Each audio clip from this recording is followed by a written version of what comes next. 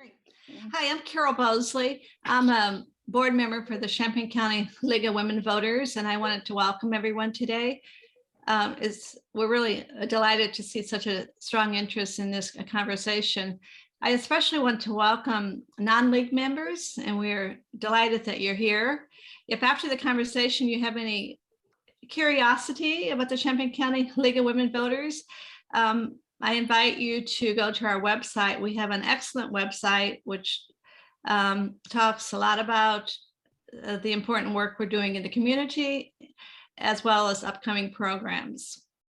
We have these conversations on an irregular basis based on community issues, and we invite people who are directly involved with these community issues to have a conversation with us, and we have found this format to be excellent. For example, we had conversations with the young Black Lives Matters community organizers. We recently had a conversation with the editor of the News Gazette. He talked to us about the challenges of local journalism, including the challenges with the News Gazette right now. And Julie Pride has been generous to spend 2 conversations with us as we continue to deal with COVID in the community. We've had other conversations as well, but those are 3 examples. Today, we are delighted to have Tracy Parsons, who is a Community Relations Manager for the City of Champaign, here to talk to us about the recently passed gun violence reduction blueprint. He will spend, I think it's about 15 to 20 minutes giving an overview of the blueprint. And then after that, Trish Crawley, who is the president of the Champaign County League, will moderate the question and answer period. So I think that's it for now. And at this time, I am delighted to turn this over to Tracy with a note of appreciation from the League for spending this hour with us. I just want to say one thing before you start, Tracy. If you have questions, put your name, just the name, not the question, in the chat. And then we will start in order. And when we start asking questions, we'll do it from the list in the chat. So,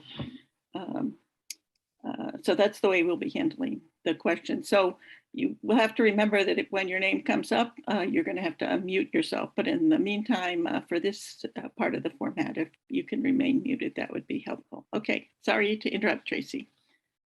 Go ahead. Oh, no, not an interruption at all. That's important information to share. And hopefully I can say a word or 2 that sparks some questions. And so I'm Tracy Parsons. I am Community Relations Manager for the City of Champaign. I also facilitate our Champaign County Community Coalition. So my teammate, Mary Catherine Robertson, is gonna do some screen sharing for me while I go through our presentation.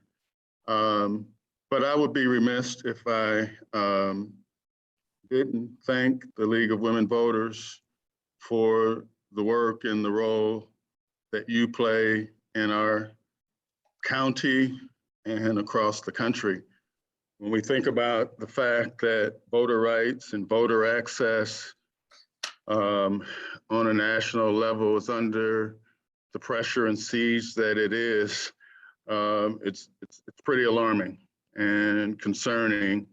And knowing that we have a League of Women Voters that's on top of those types of issues locally is kind of reassuring.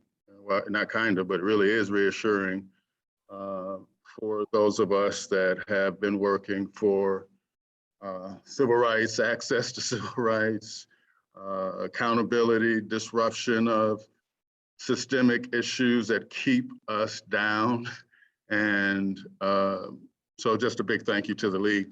Thank you to everyone that's come on the meeting today. I did not know and anticipate how many we will have. So again, hopefully I'll say something that sparks some questions.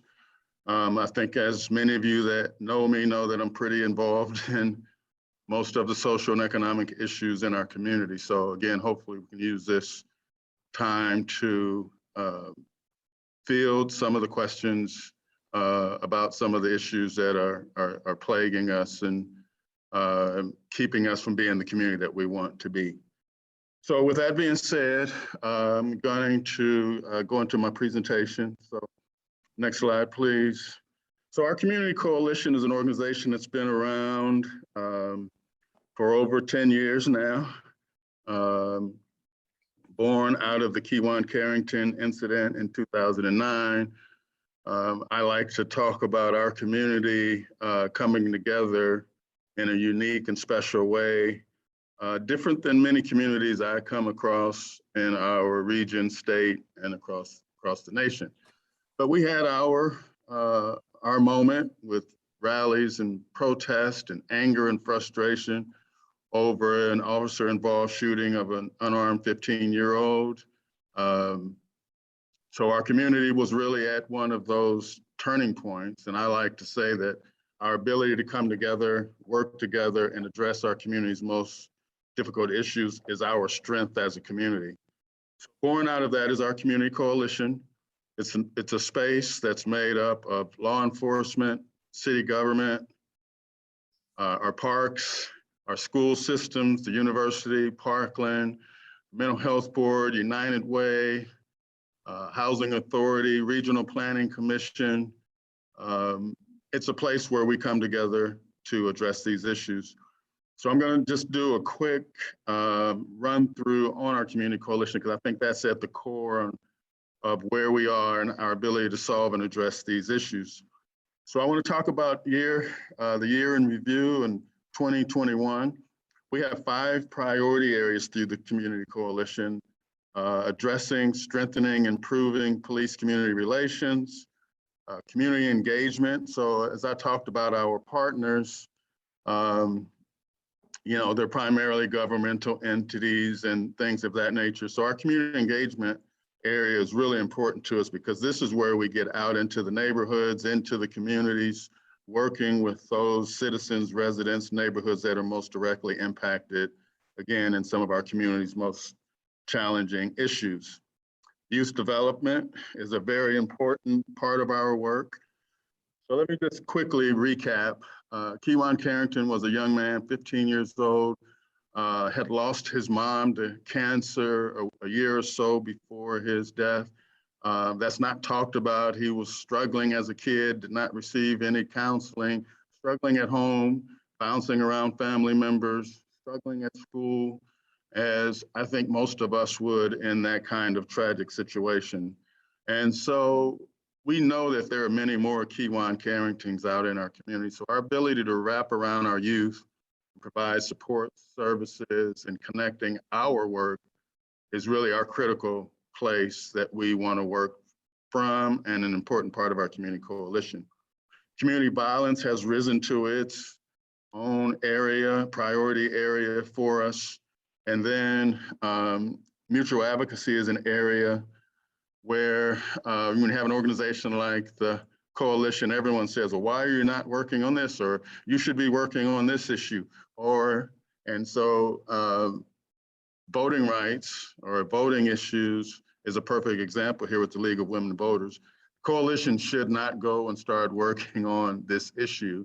We should figure out how we support the work that the League is doing as an example. So our mutual advocacy area is how we support community organizations and entities that are doing work in specific areas. The homeless is another area that I always reference when I talk about this. So 2021, in the middle of several crises, health crises, COVID, law enforcement reform, education, kids out of school for over a year, all of these major issues our communities challenged with the opportunity to address them. And so through 2021, I think we had a pretty successful year as it relates to addressing these issues, learning from what the challenges are, and then how we can address them stronger in a collaborative partnership manner. So next slide, please. Okay, as I shared with you, police community relations is at the core of our community coalition work. I believe we have tremendous law enforcement leadership.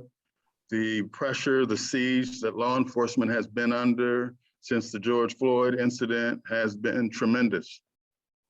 And our ability to address our historical issues around trust and mistrust as it relates to police and primarily low-income communities of color and Black communities, it's really important to our work to continue addressing our police community relations in a historic way. And as I shared with you, for the last several years, I've been really pleased with our law enforcement leadership, and they're staying at the table as they're going through staffing challenges, again, police reform, accountability in a new, more intentional way. I think all of those things are good to help us strengthen policing. And so our law enforcement is at the table with us, a key partner. They attend our monthly meetings. I didn't share with you, but we meet as a community coalition monthly. Our meeting is this afternoon, so we meet the second Monday of each month. We had a really successful Victory Over Violence Town Hall partnership meeting, our partnership event with WCIA, looking at our community violence issue. And then as I'll talk more about our community engagement, but police is at the table with us out at the community events, meeting neighbors, breaking through, again, our trust issues as we talk about how to move forward. So just want to acknowledge and send a shout out to our law enforcement folks who have had a very tough time here. Next slide, please. Okay, I shared with you about community engagement. And so in the midst of COVID and no large gatherings and virtual learning, virtual working, we've learned how to do community engagement, I think, in a new and different way. The importance of it, as I shared with you in addressing these issues, of meeting community members where they are, learning what their needs are, not us telling them, but hearing directly from them what their needs are, is really important. So in the midst of COVID and everything, we really had an important engagement process and activities throughout the year. So we partnered with Urbana Park District and the residents in the King Park area for Jetty Rose Day, and we did vaccinations. Above the Rim with Reverend Comer and his group was a community engagement activities taking place in Champaign and Urbana. Our Loving You campaign is one that I just really think was a groundbreaking part of our engagement work. So with all of the anger and frustration going on right now in the nation, to go out into neighborhoods directly talking about let's bring love and peace and working together, to do that in a very intentional way was really important for us in 2021. Next slide, please. As I shared with you, we were in intentional areas, and so Steer Place is a senior living place, housing complex in Urbana, and we were out with those residents and bringing neighbors in and supporting the seniors over at Steer Place, and I just wanted to highlight that as one of the key events that we did. Next slide, please. Okay, so youth development, as I shared with you, is a really important part of our work, how we help with many youth, or too many youth that have a hopelessness, a lack of hope and aspiration. We've got to change and reverse that thinking as a community for our young people. One of the most challenging and really sad spaces I operate in is we work with a number of our students in school and in the community and within community organization is to meet a 14 or 15-year-old who has lost hope, doesn't have aspiration for their life and what they can achieve. We just have to reverse that thinking and that trend that too many of our youth are falling under. We opened up an initiative with City of Champaign and Champaign schools that we call LIFT. which is a wraparound education-based program for identified students and their families.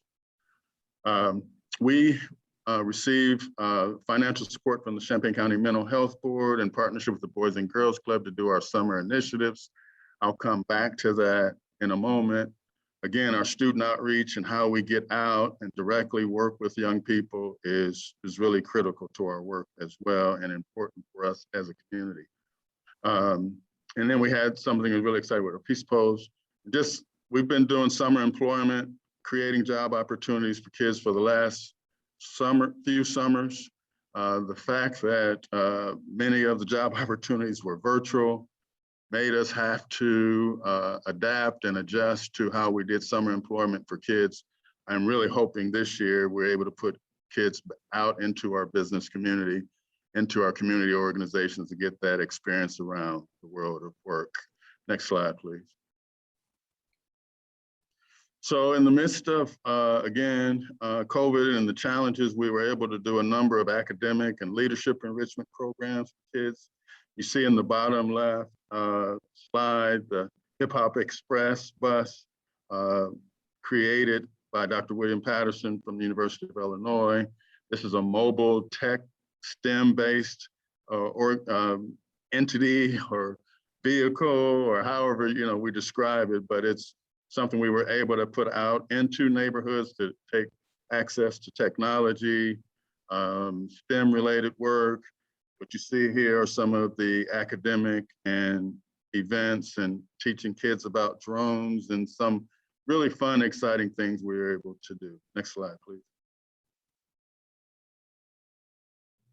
So I didn't talk about the Peace Pose. What Peace Pose we did in partnership with our park districts, where we had our students create Peace Pose that we put in the community to just talk about peace and creating peace and love and support in a new and intentional way. And the guys working on these Peace Pose were the kids that are in our Go Getters and our Self-Made Kings programs. These are identified young people having some challenges at home, in the school, and in community. And to see them come together across communities to put these Peace Pose in place was, I thought, something I wanted to really share and point out to you. Next slide, please. So again, in the midst of a very challenging year, we had 692 youth participate in our summer initiatives. Again, that's funded by the Champaign County Mental Health Board in partnership with Boys and Girls Club. So we did male-specific program, female-specific programming. We did some really great work with youth that we hired and paid to do cleanup work in Rantoul. And again, just the number of kids that participated in our STEM, fun, peer-to-peer leadership related activities. I'm not going to read all this through to you, but we do have it available to you and accessible on our website. Next slide, please. So as we know, our fourth priority area is community violence. We are in the midst of a crisis, and it's going to take all of us to really solve our community gun violence. I have the confidence that we can do this. And we will do this. We will not normalize this community gun violence and just say that these are tough times and this is the way that it's going to be. It's just unacceptable to me and all of us working through our community coalition. So we've had a series of events, conversations, press conferences, new ways of creating conversations, creating places for our community members to talk about gun violence. And then the final bullet down there, as was mentioned, we did, our city council in Champaign was really fantastic with challenging us as a staff to come up with a more comprehensive approach to addressing our gun violence. I think we've had good programs, good initiatives, trying different perspectives, and nothing's been off the table, but we really haven't had a strong, coordinated comprehensive approach to addressing our gun violence. So we've looked at models across the country where cities and communities have had success and tried to build an approach that brings all of us as a community to the table, creates space for all of us to work together to address our gun violence. So our blueprint was passed, and our city council said to us as a staff, let's put this plan in place. And so that's where we are with our blueprint. So next slide, please. So let me just share the sad, tragic, unacceptable numbers and information. So in the city of Champaign, we had 259 shooting incidents, 16 homicides. What we count as a shooting incident is we find evidence that a shooting has taken place. There's bullets, there's bullet holes, the person's been hit. Confirmed shooting incidents is what these numbers represent. 115 in Urbana and 28 in the county, 16 homicides in Champaign and 10 in Urbana. These are historic numbers that we've never seen in our community. And again, is the crisis that's going to require all of us to come together. Next slide, please. So one of the things when we were working on putting our blueprint together and preparing our work for our city council in Champaign is we wanted to look at some of the really important root causes that are driving gun violence across our community, our state, and across the country. So I just real quickly, income inequality, poverty, underfunded public housing, under-resourced public schools, underperforming schools, lack of opportunity, homelessness, hopelessness that I shared with you before. And then this easy access to firearms is just, again, an unparalleled time for us as a community. And these are the main drivers that we know. Next slide, please. So our community gun violence reduction blueprint really looks at 3 goals. One is to prevent and reduce gun violence. We've, for the last few years, been working with and trying to reach those that have a history of being involved in gun violence. We have to stay committed to that work, and it's important that we try to change the trajectory of those that we know are most likely to be involved in gun violence. But our goal to prevent and promote safety amongst youth and their families, providing more trauma support for families, those directly impacted, focused strategies. Again, I'm a firm believer that law enforcement is an important partner of this. We can't arrest our way out of this. We can't put this on police to say, you're not solving this. It really is all of us working together, and police are an important part of those strategies. So we've got to help law enforcement with the tools, the resources that they need for today's gun violence, the situations that our communities are operating from. This is not the 50s, the 60s, or the 70s, or probably even the 80s.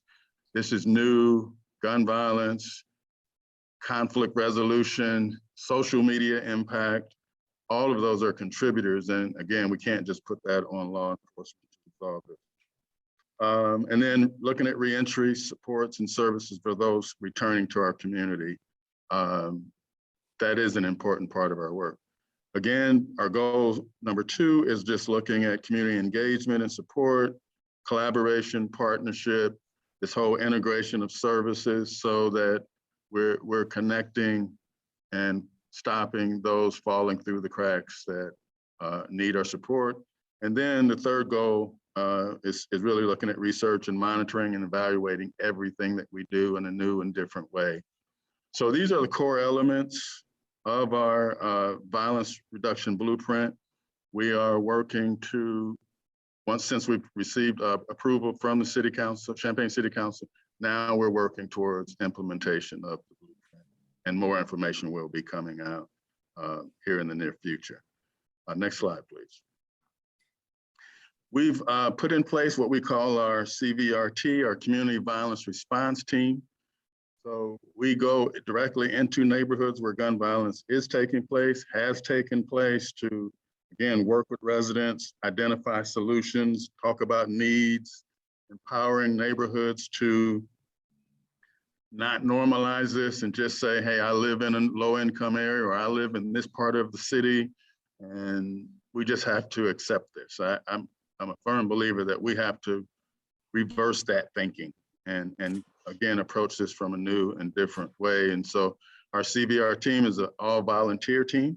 So those interested in participating, bringing their resources, their interests, their energy, we'd love to have you a part of our CVRT work.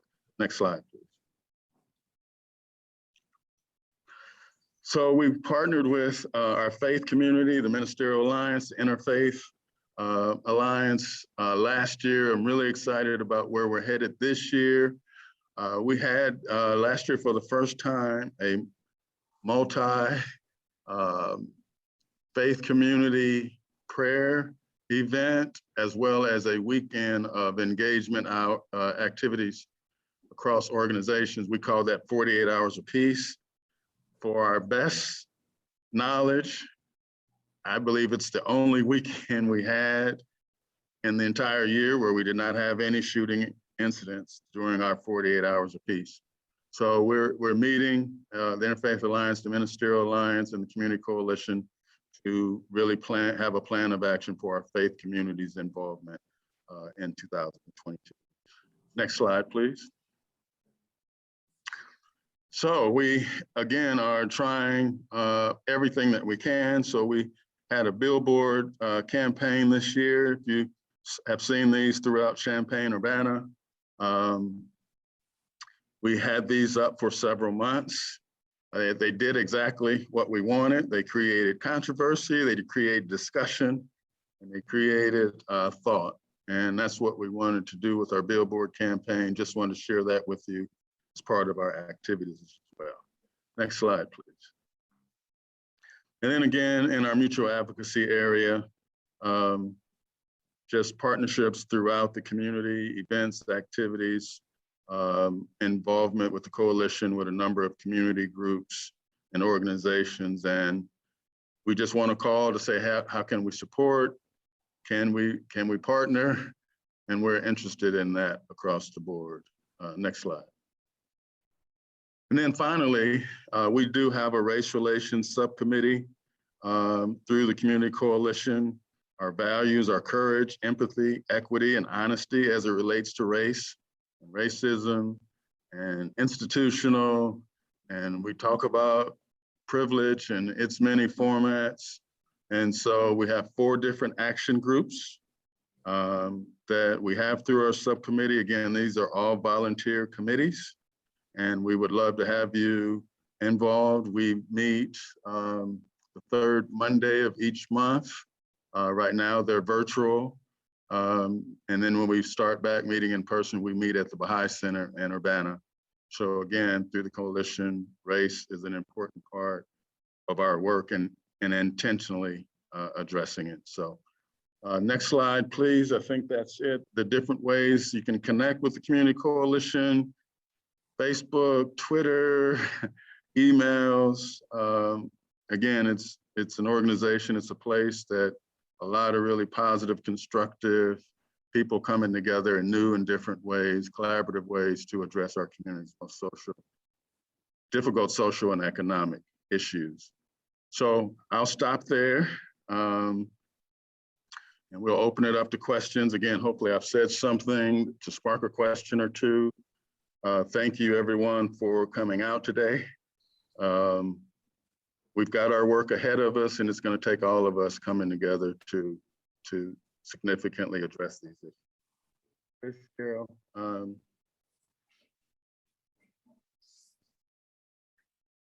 So again, I'd like to remind people that if they have a question, to put their name in the chat and we'll call on them in order. And Carol, and Ann, you're going to watch the chat list, right? Yes. Okay.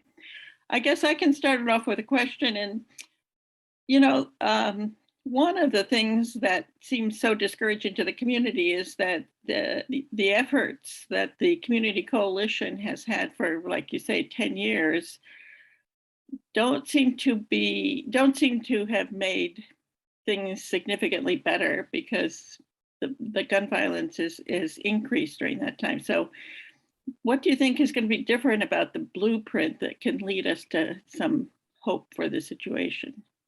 Well, I challenge that notion, Trish, that we Yeah. haven't had success and we haven't had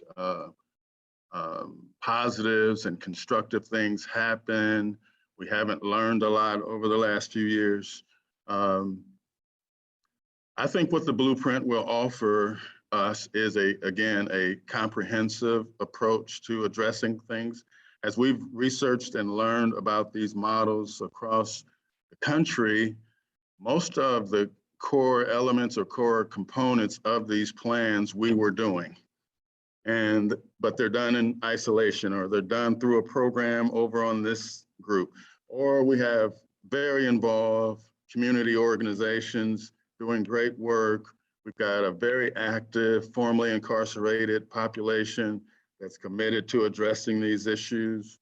Our police, again, partnerships. And so the approach and the strategy really is to bring us all together in a more connected, comprehensive way. And I think that will help with addressing our gun violence. Again, we're not the only community that's struggling with how to do this across the country. And again, with the access to guns being easier than ever, with all of the challenges we have historically around opportunities and working with our formerly incarcerated populations, all of those things contribute to why it's important that we have a blueprint, have something that we can connect to as a core community that shows that everybody has a role, everybody has a place. And for many of the individuals that are involved, they've not had success historically in school, in the community, through jobs, through careers, so that they have more to buy into. They have something to be accountable for. They have and know they have too much to lose to recklessly take a gun and go and shoot someone. Most of these shooting incidences, Trish, are so trivial and small, and blows my mind often that a social media post or something of that nature can be a driver to this level of hate, anger, frustration. We have this as a nation, right? Everyone's really angry and mad all the time. And that's just playing out through this gunfire. And so I push back on as a community to say we haven't had success and what we're doing is not working. I think we have to do more of and dive deeper into the things that we're doing.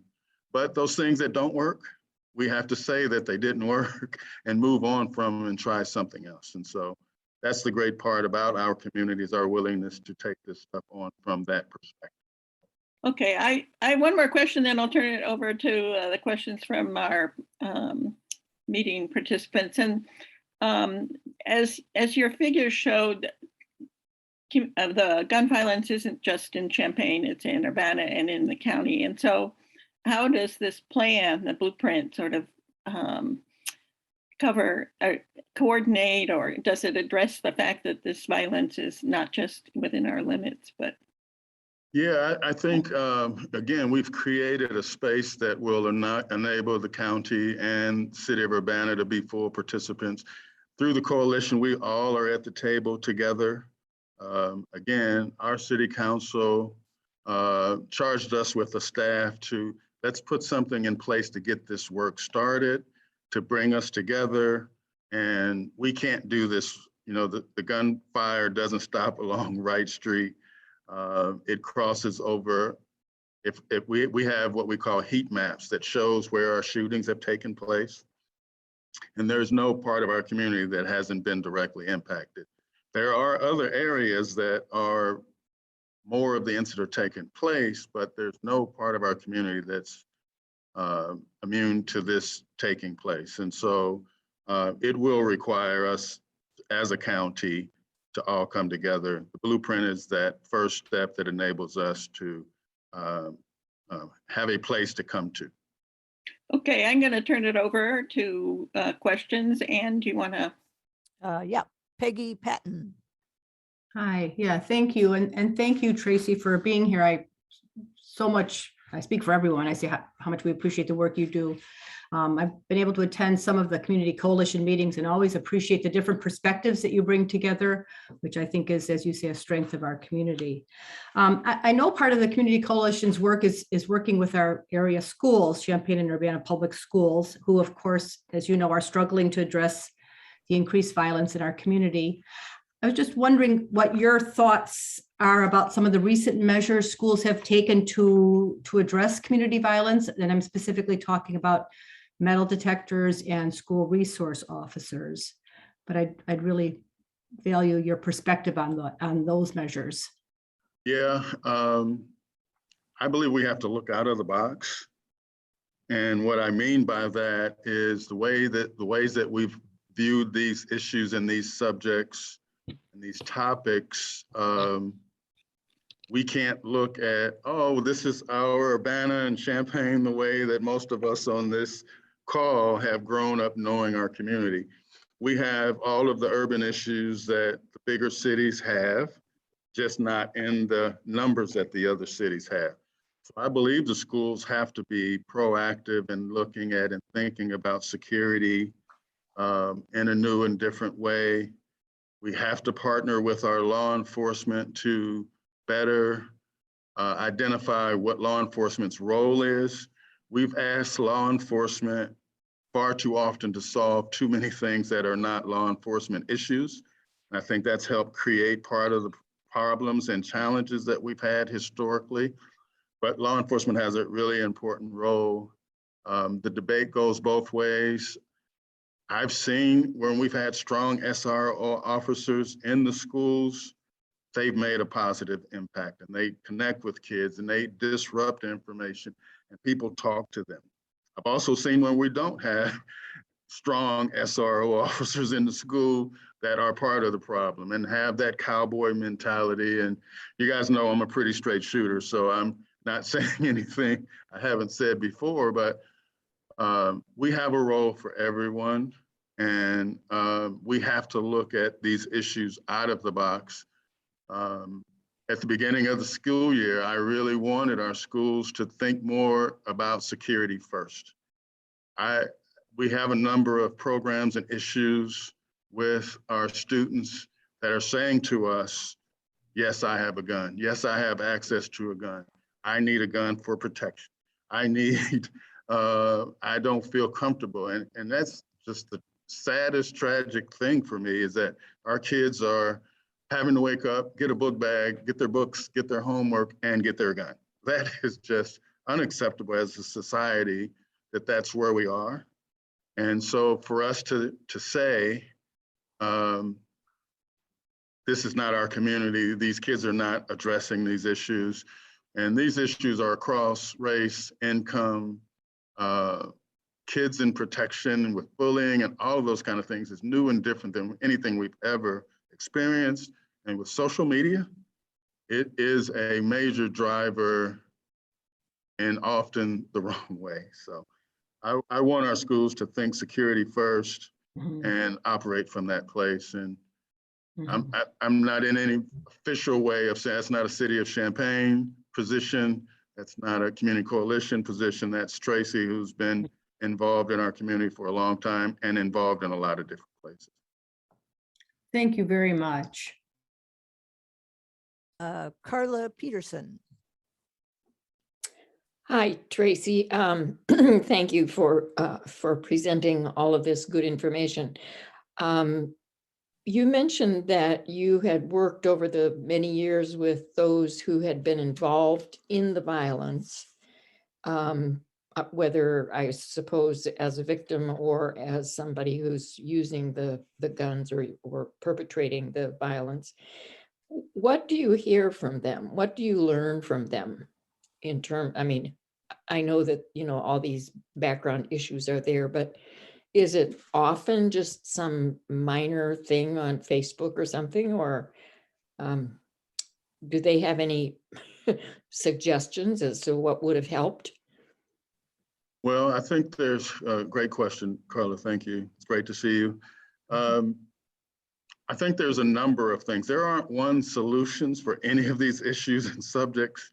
I think we often want to simplify it because we don't understand it and we don't know it. And that's part of the challenge, is to get us out of that thinking.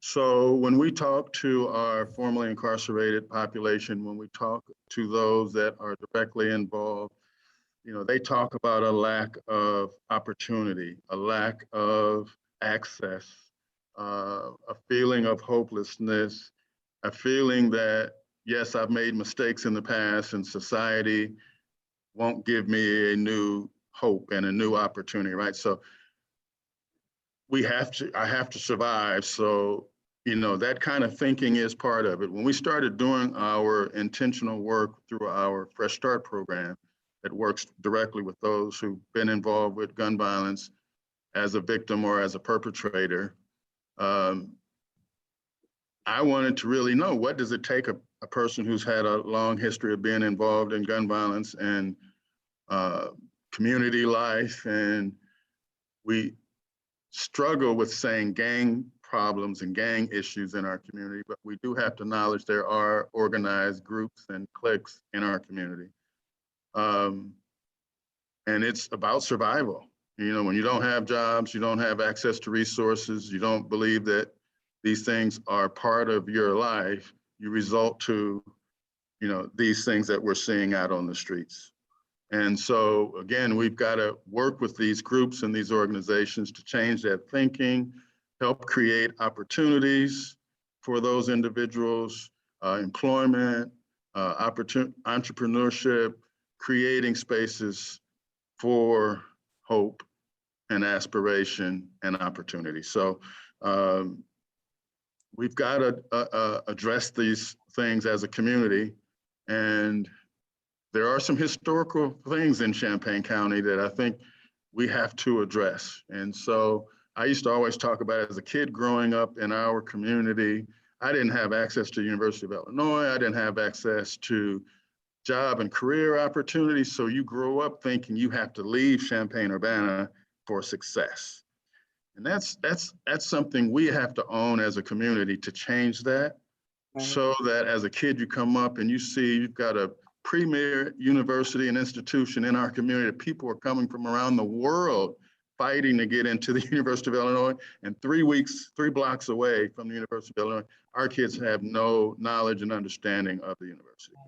Our business community, our healthcare organizations, all of these organizations, entities must strengthen access, training, opportunities if we're going to change this around as a community. So, thank you. Casey. Thank you. Reiterating, thank you for being here and speaking with us today. I should probably know the answer to this, but I don't, so I will ask. So the blueprint, you said, is a proposal at this point. It's in front of the city council. Is that correct? Well, it's a plan that we've put in place that city council has said, yes, great job, staff, we support. Now we have to work towards putting the details together and making it operational. But no, our city council was great, unanimously supported this, and it's a great testament to our city leadership and our community. And then our challenge as a staff is now to implement this piece. So we are past the first important step, which was council support. Okay. Is the draft or whatever the version of it out there available for public viewing, and where? Yes, you can find it on the city website. Okay. And it's a comprehensive, huge document with a lot of information and attachments. And as I mentioned, these models that we've been studying across the country, those models are in there so that you can see that and learn from it. and kind of see where we're trying to head as a community. Okay, so you're not looking for public input at this point. You're just figuring out how to implement the plan. Is that, am I understanding that Well, right? we will share with the community as we move forward. But on the blueprint itself, we're at this point, we've kind of moved beyond that. Beyond So, that, okay. Thank you.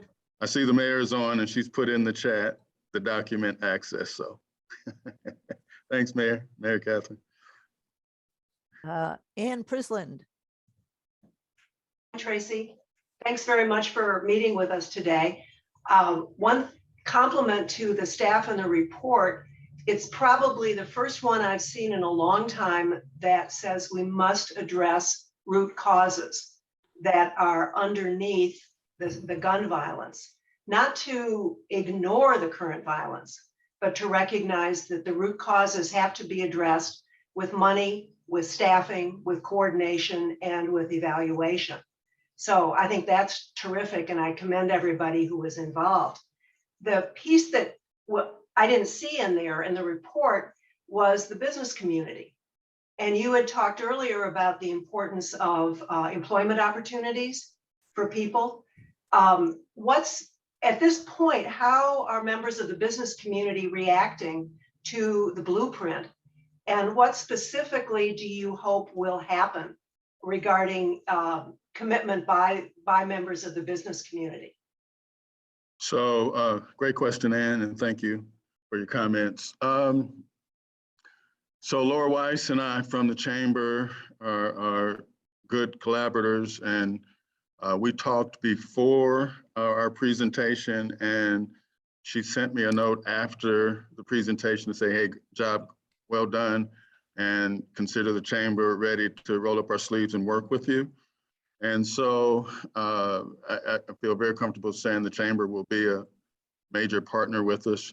And we do need more business community involvement, and we just have to do a better job of that. We have to continue addressing the access issues to the unions and the trades, to break through those historical issues around access and building and creating space.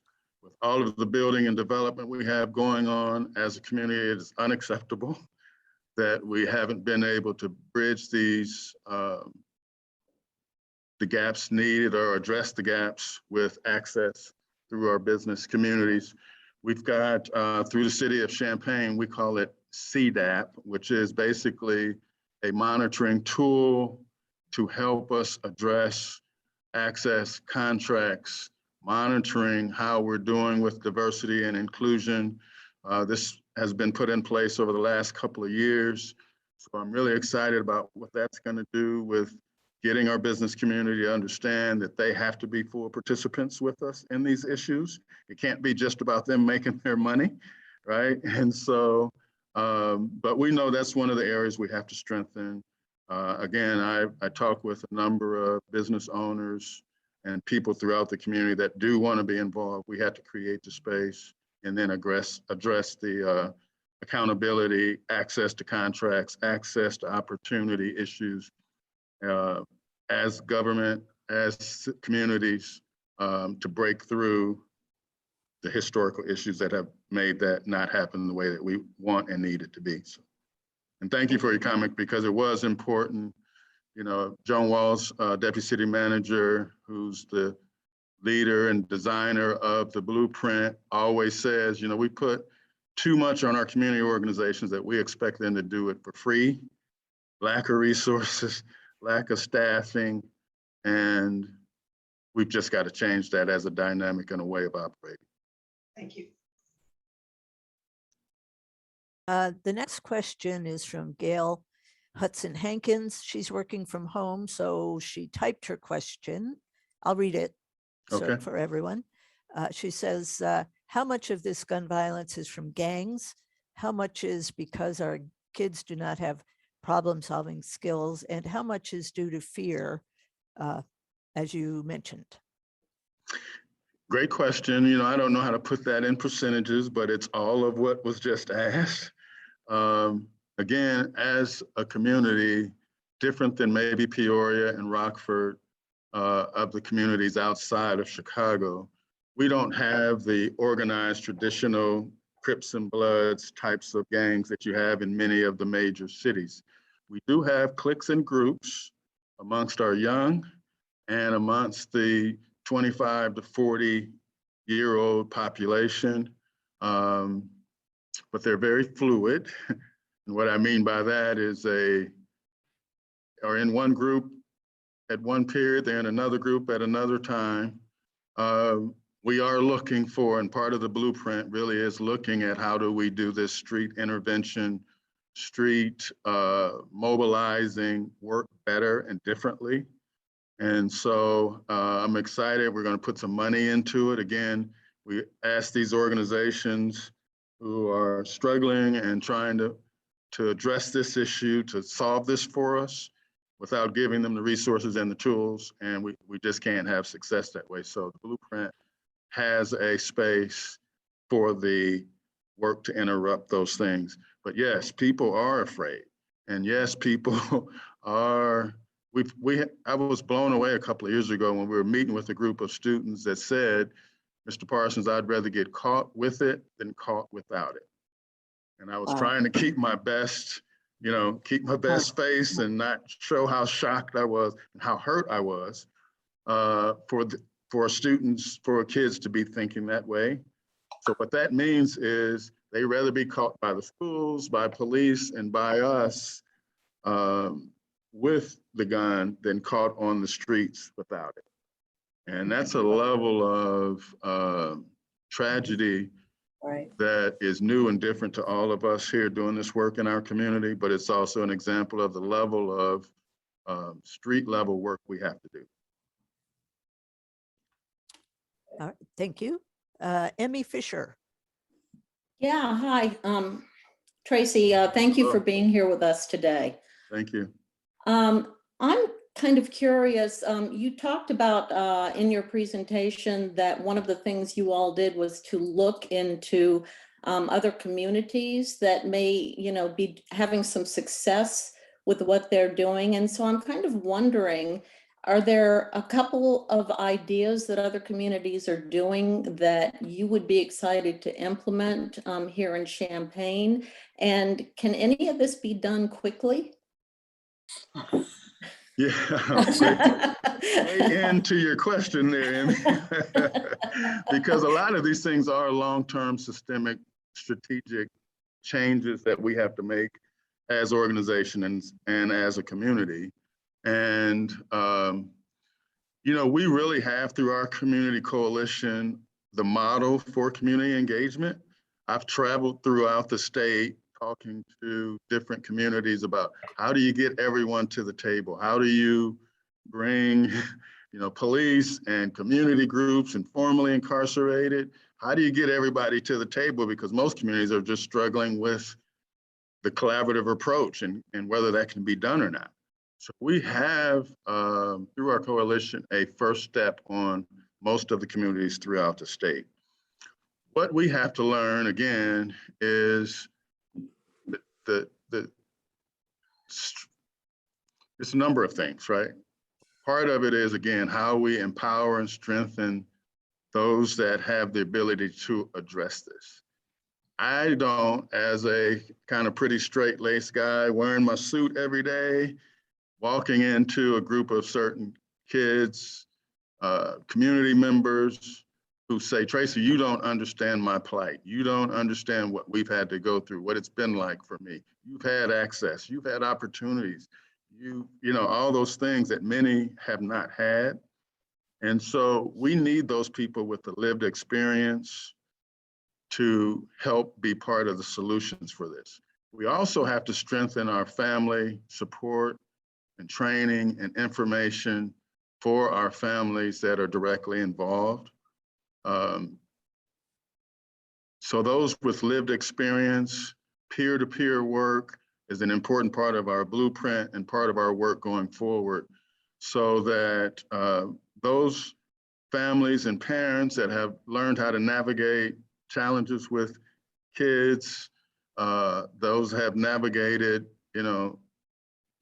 those life challenges that many of us have not experienced and are not aware of, we've got to strengthen the peer-to-peer work to help with that part as well. So I'm always, and my staff and we're always wanting to talk and learn and see how we do stuff differently, where we can bring in those with the expertise and the experience to bring them in to help us with this. I think we realize there's a lot of things we don't know and we need to do better. So we talk to communities, we talk to organizations. I watch 60 Minutes and I'll see about something that some other communities doing. We're calling there, we're getting the information, we're making those connections. You know, that's part of what we do as a staff and a team daily and weekly. So trying to learn as much as we can, for sure. I think I don't see any more questions. I want to remind everyone that the mayor and also put a couple of links in our chat. And so make sure you take a look at those, the blueprint, and also Deb, is that the link to the city council meeting? Yeah, okay, perfect. Any other questions? Oh, go ahead. I think our time is pretty much come to the end, and like Ann said, there's no more questions. Before we end, I'm wondering if the mayor might give her thoughts on the blueprint, since you're attending, Mayor Finan. Would you be willing to say a few words? Thank you for asking. Can you guys hear me? I've been having microphone problems. And Councilmember Iniguez is on as well. But, you know, council did support it. It was an incredible amount of work from staff. From those of you who haven't seen it, it is, you know, 130 pages of blueprint. But it really does lay out several different areas where we are trying to make an impact, and then look to community partners to fill those gaps, because the city of Champaign is not a service provider. We're a good organizer and a good funder, or at least we're hoping to become a better funder. Tracy is right in pointing out that for years we have relied on nonprofit entities or just community volunteers to, I guess, do the right thing and help. But we need to start paying for that work and trying to build capacity within the community. And so that's something that will happen in this plan. The nice thing, I think, is that with the data and evaluation component, we are going to be able to shift, you know, things that are working, we can put more money towards. Things that aren't working, we can revise or drop in favor of moving forward with something else. So I think this is a great place to be. You know, we welcome, I think there was a question maybe from Trish about how does this fit with everybody else in Champaign County? We absolutely welcome them to be a part of it. They're a part of the community coalition, and they are also part of the Street Crimes Task Force for law enforcement.